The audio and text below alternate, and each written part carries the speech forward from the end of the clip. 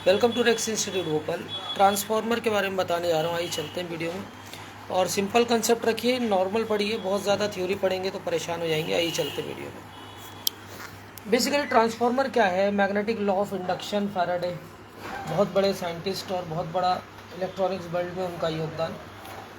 तो आइए चलते हैं किस तरह से काम करता है। सिम्बल आप देखेंगे कुछ इस तरह से इसकी आइडेंटिफिकेशन होती है।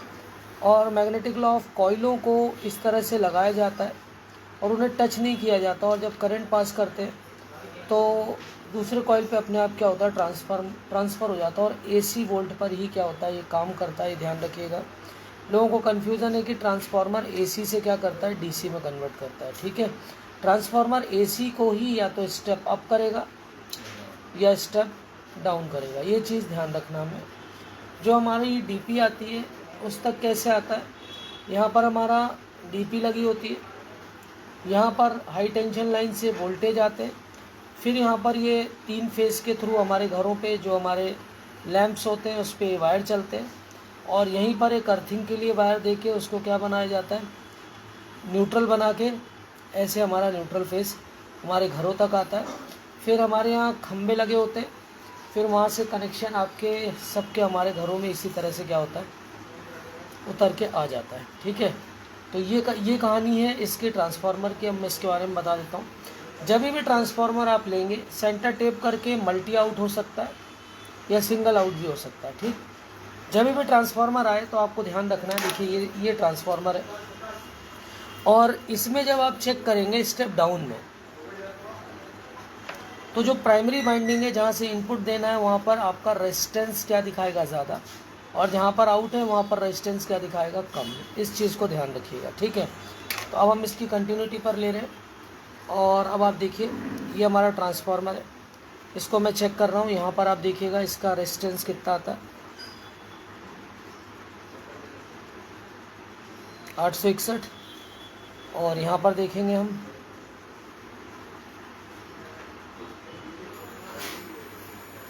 ये बीप दे रहा है, इसका मतलब क्या है, ये 100% ओके है। अब ये इसके साथ बीप नहीं आना चाहिए। प्राइमरी वाइंडिंग सेकेंडरी वाइंडिंग के बीच कोई रिलेशन नहीं होना चाहिए, प्लस कोई भी वाइंडिंग ग्राउंड के साथ क्या नहीं होना चाहिए, बीप या वैल्यू नहीं आना चाहिए। अगर ग्राउंड के साथ कोई भी बीप या वैल्यू आ रही है तो भी ट्रांसफार्मर ख़राब है। जब भी आप नया ट्रांसफार्मर लेके आएंगे और इसको लगाएंगे तो लगाने के साथ ही क्या होगा, दिखाओ पावर दिखाओ। आपको सबसे पहले एक चीज़ बता दूं, 57 वोल्ट तक, 56 वोल्ट तक हमें करंट हमारी सेल्स बर्दाश्त कर सकती हैं, तो कोई डैमेज नहीं होता। पावर दो ना, कोई डैमेज नहीं होता है।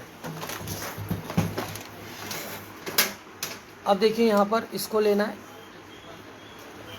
ये मैं इसमें लगा रहा हूँ। आप सावधानी से करें, या आपको काम जो हमारे स्टूडेंट्स हैं उनके लिए बनाता हूँ, या जो इस इलेक्ट्रॉनिक वर्ल्ड के लोग हैं उनके लिए बनाता हूँ, या इलेक्ट्रिकल। नॉर्मल इसको आप ना करें, क्योंकि थोड़ा सा प्रिकॉशंस आपको लेने पड़ेंगे, बहुत डेंजरस होता है। यहाँ पर हम इसको यहाँ पे लगा रहे हैं और इसको यहाँ पे लगा रहे हैं। यहाँ पर 220 वोल्ट मैं पहले आपको दिखा दूँ। देखिए, हमेशा ध्यान रखिए, मल्टीमीटर में एसी से डीसी, डीसी से एसी करके बच्चे इसको ख़राब करते हैं। सबसे पहले हमने क्या लेना है, यहाँ पर हमने 220 दिया है, ऑन करो। ये हमने इसको ऐसे लगाना है, यहाँ पर हमें कितना मिलना चाहिए, 220 वोल्ट आना चाहिए। देखिए 240 आ रहा है, डेंजरस है, बहुत डेंजरस है, बहुत संभाल के काम करिए। और फिर जब आप आउटपुट में इसको चेक करेंगे तो देखिए इसमें एक वाइब्रेशन मिलेगा। ठीक, और अगर ये आवाज़ करता है तो सिंपल एक रॉड ले लीजिए। बंद करने के बाद इस पर ऐसे क्या करना है आपको मैं दिखाता हूँ कैसे करना है। अब मैं आउटपुट दिखा दूँ इसका। अब देखिए इसका आउटपुट हम चेक कर लेते हैं। ये हमने लिया 16 वोल्ट, अभी लोड पे नहीं है तो 16 दिखा रहा है। जैसे ही लोड पे जाएगा तो ये 12 हो जाएगा। ठीक, अब देखिए इस पर आउटपुट 12 का है। ठीक है, क्योंकि ये ओपन सर्किट है, तो अब यहाँ पर 12 है। अब कई बार क्या होता है 12 0 12, तो 2 12 हो जाएंगे। ठीक है, 6 तो 12 और 6 भी आउट करेगा। ठीक, तो ये चीज़ आपको ध्यान रखना है। अब यहाँ पर जब भी अब ये अगर बहुत आवाज़ करे, खन खन की आवाज़ आती है, तो आप इसको सिंपल बंद करिए। बंद करने के बाद आपको क्या करना है, सिंपल आपको ये लेना है ऐसे। ठीक है, मैं इसमें दिखा देता हूँ। आप इसको इस तरह से क्या करिए, इसको हल्का सा क्या कर दीजिए ऐसे, तो इसमें से जो नॉइस आ रहा है वो क्या हो जाएगा, ख़त्म हो जाएगा। ये तो मैंने बताया आपको 100% ओके ट्रांसफार्मर। अब मैं आपको एक ख़राब ट्रांसफार्मर लेके दिखा रहा हूँ। इसमें मैं आपको दिखाता हूँ, देखिए ये हमारे पास प्राइमरी और सेकेंडरी, अगर आपको नहीं समझ में, ज़्यादातर रेड देते हैं पर किसी चीज़ की गारंटी नहीं है कि क्या देंगे आपको, तो सीधा काम बेसिकली मल्टीमीटर से ज़्यादा अच्छा है अगर आए तो। ये देखिए ये यहाँ पर कोई वैल्यू नहीं आ रही है, इसको हमें कहाँ रखना है, कंटिन्यूटी पे।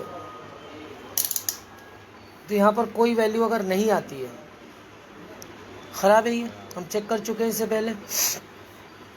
और यहाँ पर देखिए ये बीप दे रहा है, ओके। अब ये बॉडी के साथ बीप नहीं आनी चाहिए,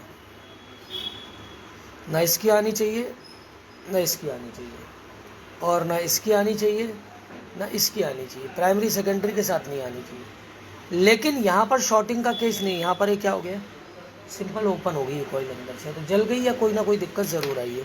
अब मैं इसको भी लगा के आपको चेक करा देता हूँ। इसको हम यहाँ लगा लेते हैं और इसके वोल्टेज की स्थिति देखते हैं कि आउट कर पा रहा है कि नहीं, वाइब्रेशन है कि नहीं। और अभी हम इसको थोड़ा ठोक लेते हैं, हो सकता है कॉइल अंदर से लूज़ हो रही, कुछ हो रही हो तो शायद, और होती बहुत कम चांसेस है, जल गई होगी तो अलग ही हो गई होगी।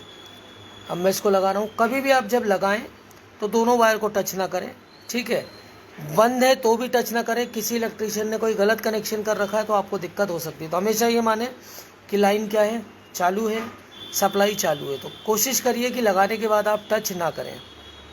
ये मैंने इसको यहाँ लगाया, ये मैंने इसको यहाँ पे, चालू करिए। अब चालू करते ही इसमें क्या आना चाहिए, कोई वाइब्रेशन महसूस नहीं हो रहा है। यहाँ तो 220 होगा, ये हमने इसको ऐसे लिया, लेकिन वायर में नहीं जा रहा वो बोल्ट। यहाँ देखिए हमारा 240 आ रहा है, पकड़ना इसको ऐसे, चल छोड़ दो, रहने दो। अब यहाँ देखिए आउटपुट में देखते हैं हम इसको,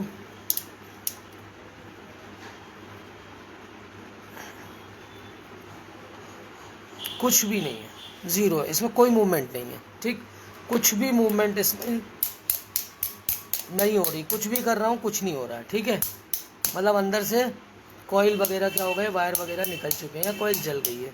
तो ये आपको ट्रांसफार्मर को इस तरह से चेक करना है। आप हमेशा मल्टीमीटर के भरोसे रहिए, क्या लिखा है क्या पढ़ा उसको छोड़ दीजिए और आप प्रॉपर तरीके से बेसिक्स पर जाइए, आपको प्रॉब्लम नहीं होगी।